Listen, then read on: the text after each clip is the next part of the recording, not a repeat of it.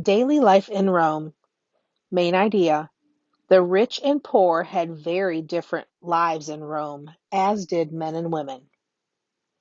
What was it like to live in Rome over 2,000 years ago? Rome was one of the largest cities in the ancient world. By the time of Augustus, over 1 million people lived there. Rome was carefully planned, as were many Roman cities. It was laid out in a square with the main roads crossing at right angles. At its center was the Forum. This was an open space that served as a marketplace and public square. Temples and public buildings were built around it. Wealthy Romans lived in large Wealthy Romans lived in large, comfortable houses. Each home had large rooms, fine furniture, and beautiful gardens. In the center was an inner court called an atrium. Wealthy Romans also had homes called villas on their country estates.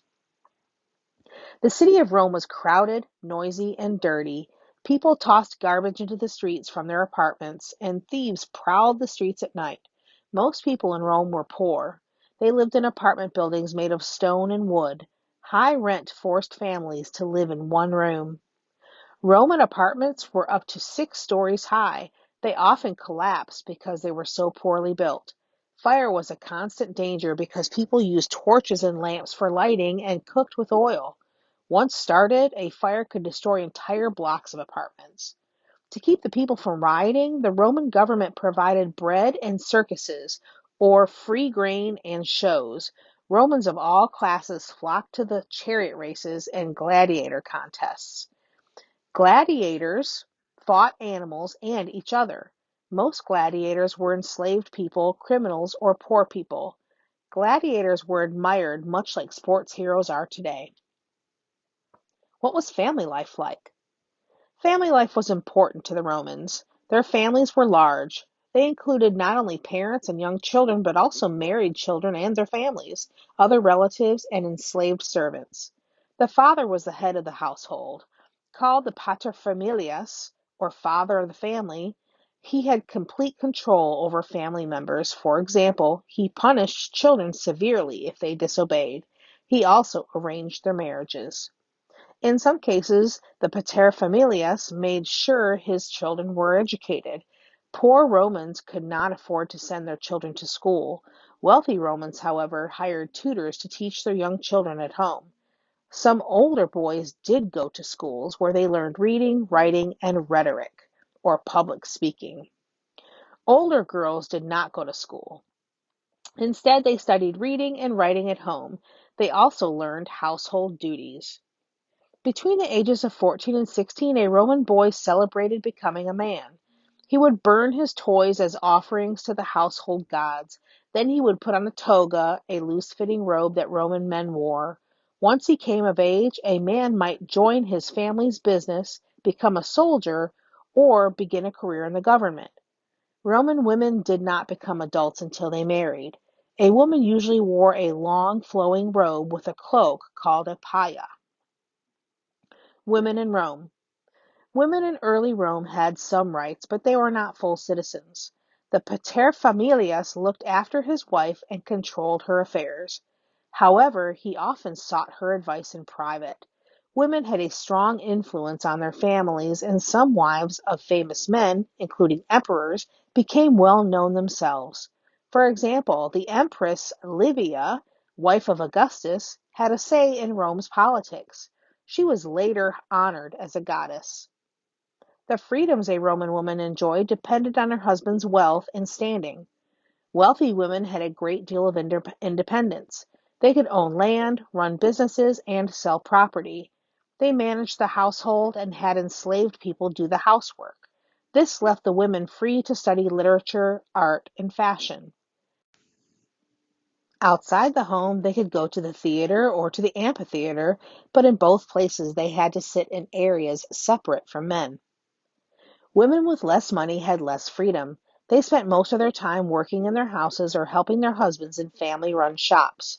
They were allowed to leave home to shop, visit friends, worship at temples, or go to the baths. A few women did work independently outside the home.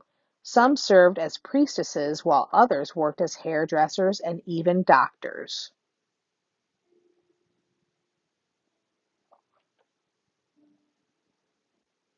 How did Romans treat enslaved people?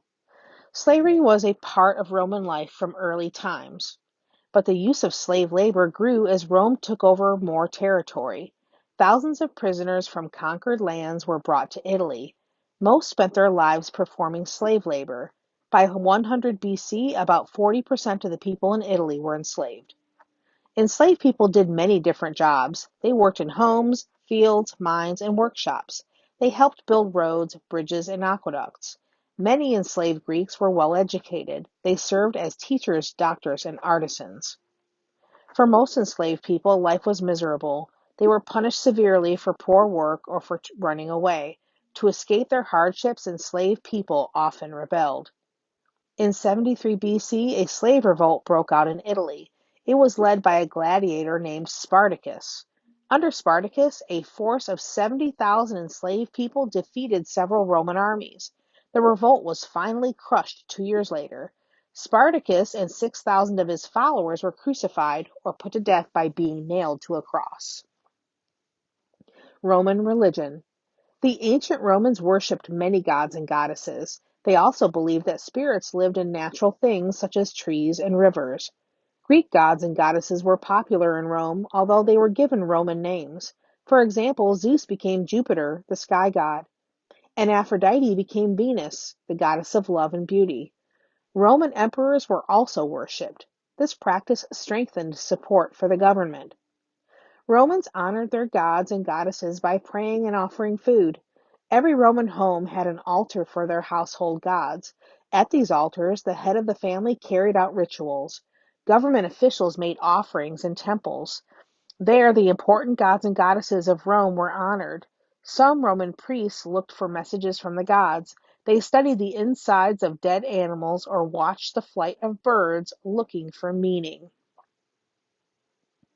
The Romans also borrowed ideas from Greek philosophy.